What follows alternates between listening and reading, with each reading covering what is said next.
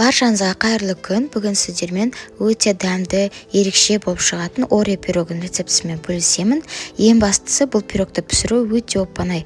Сондықтан да видеоны соңына дейін көріп, менімен бірге дайындаңыздар. Ең алдымен қамырын жасаймыз.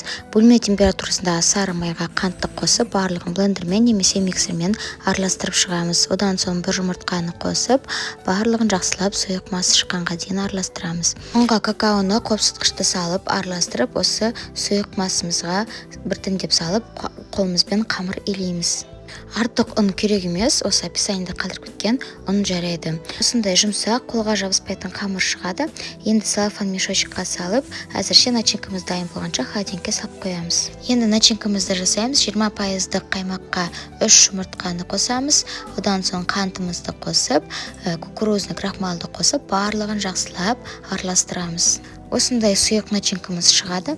Енді осыған Орео печеньемізді уақтап, ұсақтап, барлығын салып шығамыз. Мен шамамен 7-8 печенье салдым. Енді дайындап қойған қамырымызды осылай формаға қолымызбен жайып салып шығамыз.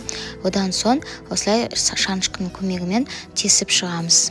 Начинкамызды біртіндеп формаға құйып шығамыз. Және де бетіне қалған ореолармен әсемдеп шығуға болады. Пирогымызды 180 градуста қызып тұрған пеште шамамен 30-35 минут пісіріп аламыз. Мен аздап ұзақта ұстап қойдым, сондықтан да беті сәл қызарып кетті. Бірақ сонда да өте дәмді, ерекше болып шықты.